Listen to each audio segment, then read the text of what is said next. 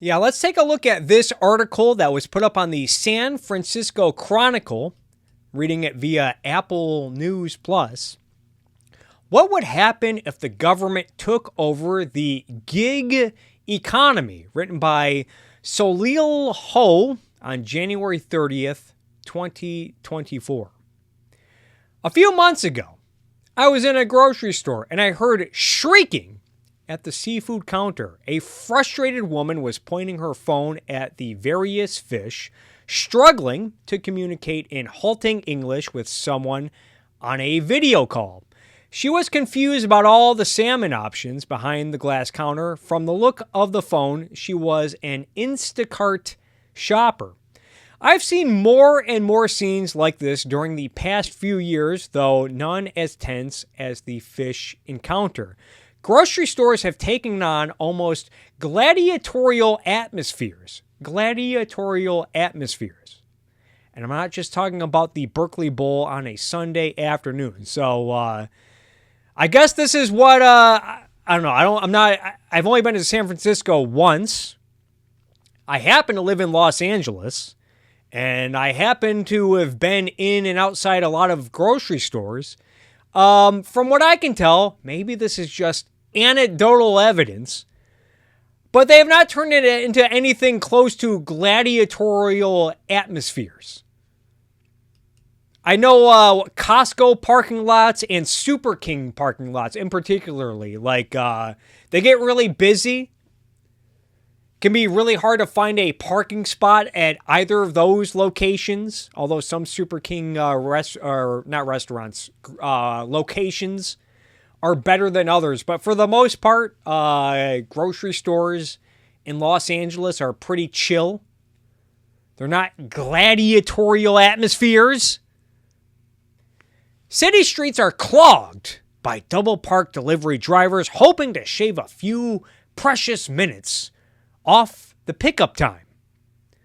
Yeah, I mean, this is another, I think this is just kind of a given in Los Angeles. Again, this is anecdotal evidence, but I think most people are just kind of accustomed to delivery drivers, not just people from the gig economy, but pizza delivery drivers, Amazon delivery drivers, UPS delivery drivers. They're constantly parking where they probably shouldn't, but I think it's just kind of understood.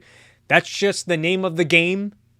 You're always going to have to be driving around double parked cars because they're making deliveries. They're getting work done.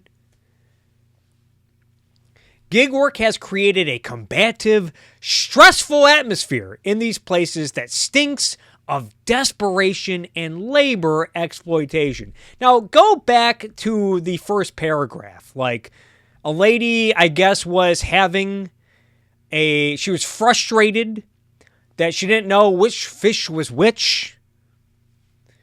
And it's like, okay, maybe that's just one stressful moment at work. I'm sure it happens in any job. Any job you work at points is going to be a lot more stressful than others. Is that what exploitation looks like? Is work gets a little too hard and stressful at times? It's easy to say that if we don't approve of the working conditions of gig workers, we should just eschew those apps. Yet most of us probably know people who depend on these services, perhaps because they are disabled or otherwise not able to go and pick up food for themselves. For them, gig services are necessities, not luxuries. So right now, I mean, they don't say it explicitly in this article, but we're kind of getting into the realm of delivery services are now a human right. They're not just luxuries. This is the gig economy delivery apps have existed for not even a decade at this point, and already people are starting to assume. I mean, this is just part of the whole history of free markets and just America in general, where a product or a service becomes so popular to the point where people's standard of living depend on them. And so then people like this will start arguing that they are human rights, they're basic necessities, grocery delivery, food delivery. A service that has existed for maybe a decade at most is now a basic necessity. These companies, essentially middlemen, exploit the public for profit. Oh no, not profit.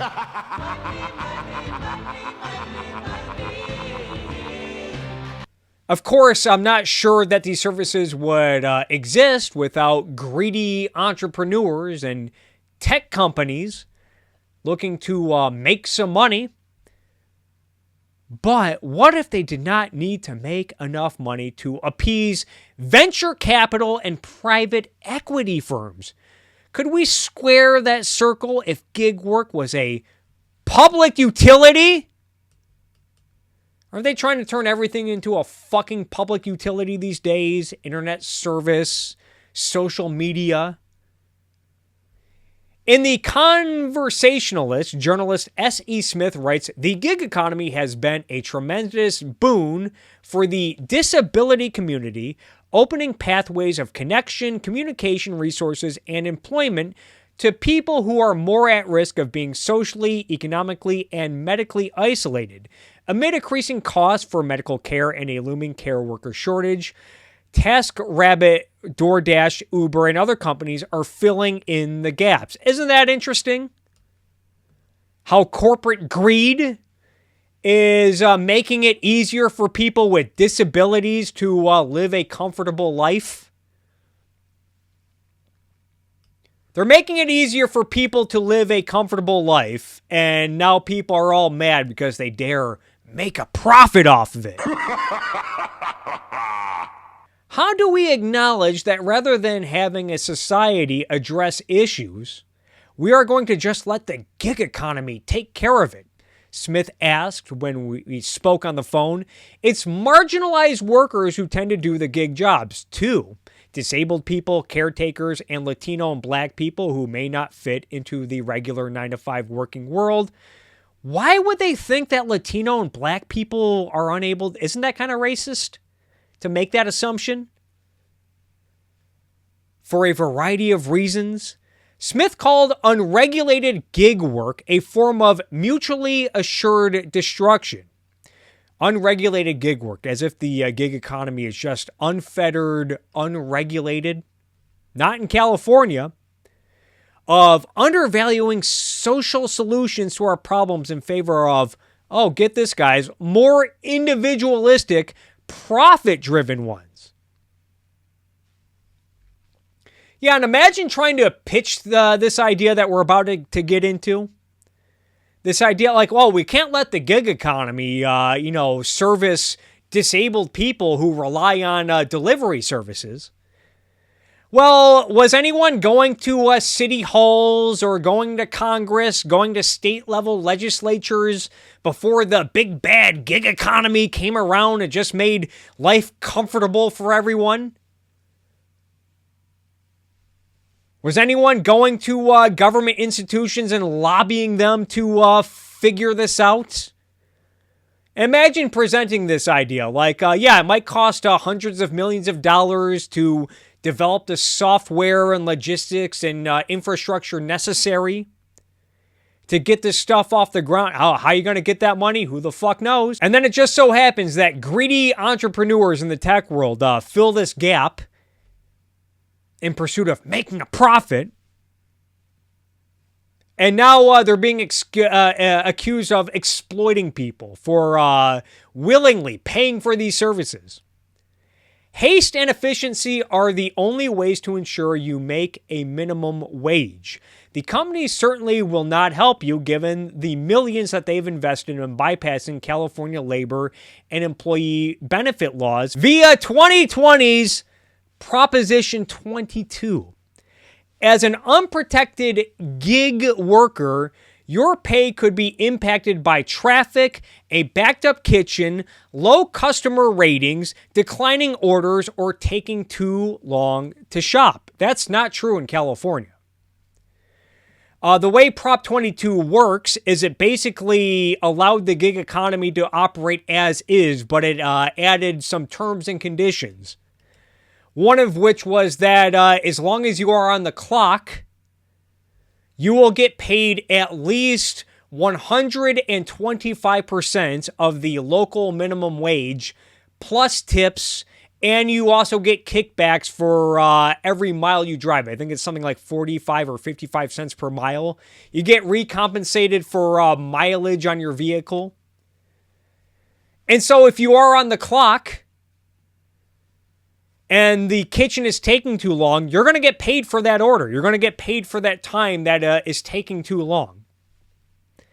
In 2021, San Francisco DoorDash driver Jeffrey Fung told the Chronicle, as a gig economy worker, the money stops the minute you stop working, and the pay is already low as it is. Fung experienced one of the worst consequences of hustle culture when his van was stolen with his young children inside of it while he was making a delivery. He had said it was more financially sensible to bring them along as he zipped around the city. After 5 hours, the van and the children were found miles away unharmed. So I guess it's the gig economy's fault that one of their workers' vehicles was stolen. Isn't that the criminal's fault? When gig companies fought California labor laws in 2020 and then pushed hard against San Francisco's restaurant delivery fee cap in 2021, the argument was that regulating them was a disturbing gesture of government overreach into the private sector.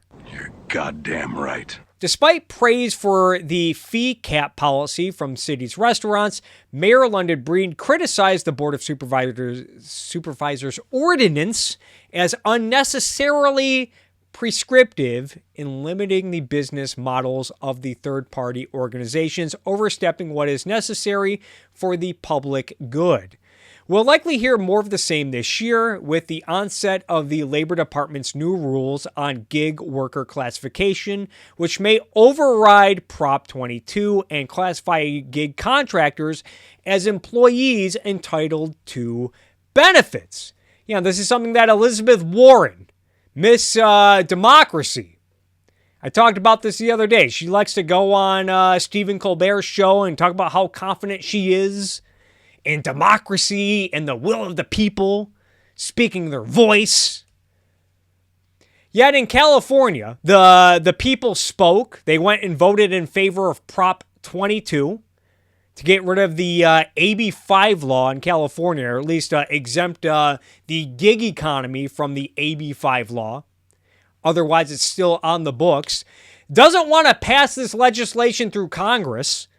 And yet she'll applaud the Biden administration and the Department of Labor of just imposing this rule without an act of Congress, without Congress passing legislation, reversing the popular will of California voters in 2020. I mean, if Elizabeth Warren is so confident in democracy, she would propose such legislation in the Senate and see where it goes. Isn't it convenient how all these democracy majority rule advocates, how they don't like it when the majority does stuff that they don't like? How convenient.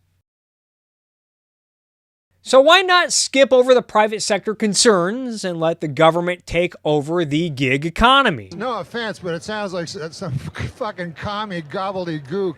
That is what journalist Nick Romeo suggests in his book, The Alternative: How to Build a Just Economy. How to build a just economy. Don't make me tap the sign, you guys. The capitalism versus socialism debate is not about economics. Now, they say, yeah, it's about building an economy, but a what economy? A just economy. They're speaking in moral terms, not about economic outcomes, which examines multiple case studies of companies and communities looking for other ways of handling their money. Drawing from the ideas of British policy expert William Rowan, the book argues that a public platform could match job seekers with short-term work, charge lower transaction fees, and provide full employment benefits. See, how do you do all of this? This is another confusing thing I have with all this. How do you accomplish all of this? You lower prices, you lower the cost of doing business, while also offering the workers that you claim to have compassion for, raising their pay, at least beyond the competition of the gig economy. Which, brings us to one of our favorite questions out there, which is, how are you going to pay for it? How are you going to pay for it? How are you going to pay for it? Yeah, how are you going to pay for it? How are you going to pay for the delivery workers making more money while also reducing prices? Somewhat rhetorical question. It will probably require raising taxes on residents. So we're going to raise taxes on residents so that we can pay workers more money in the delivery space to offer their services at a lower price. So someone's paying for all this. This is what I might call wishful thinking economics, where you think you can just magically pay workers more while offering their services at a lower price. I know it's sometimes happened in the past with people like Henry Ford when they pay their workers more. They do it to both attract more productive workers and reduce turnover, which makes the company more profitable, makes the products more affordable because they're making more cars. But I don't think this plan is nearly well as thought out. And why do you got to think when you have government mandates? It could be privately operated by licensed companies like the lottery system, but with capped earnings, which would ease the pressure to turn a profit. A public option with low user fees would compete with DoorDashes of the world, which are already vague in terms of how they're really that different from each other. So yeah, what they want is a public option that somehow offers lower user fees but pays their workers more and is also going to be competitive with DoorDash. I think they're already trying this in LA with this Metro microservice, whatever it's called. I remember Adam Conover was doing a commercial for it, demonstrating how it works and how, it's very similar to Uber and Lyft, but the workers get paid more. You pay less for their services. And I thought, well, this sounds pretty cool. And when I looked into it, I found out it was not in my area.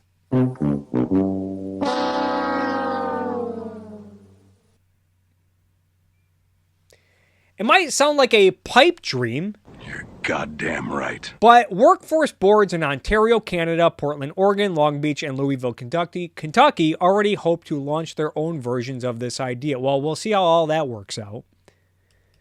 The key part of this idea is that innovation does not necessarily mean stepping back as companies chasing private equity dollars strive for hockey stick profits by any means necessary. If we do not like the fact that rideshare drivers have to pee in water bottles, or that the public is stuck with all the external costs that these companies don't have to deal with, like rampant double parking and people losing their minds at the grocery store, we can, should, and imagine something better.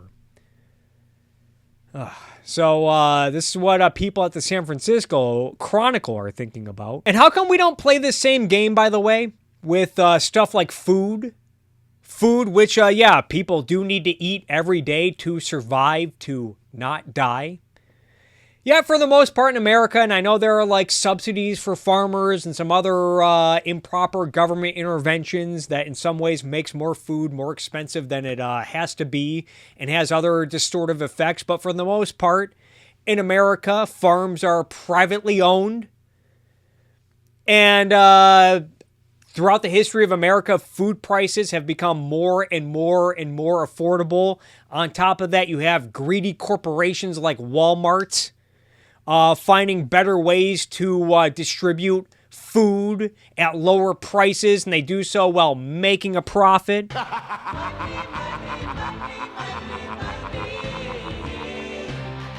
Isn't that interesting how that works? Basic necessities become more affordable. You get more options, thanks in large part to people being greedy, whether it be small private farm owners or large greedy corporations like Walmart and Kroger and Meijer and Costco or even Amazon these days. You don't see any government institutions calling to develop a more affordable alternative of Walmart. I guess their solution to that is just, sending everyone bridge cards and food stamps and SNAP and WIC and all of that stuff.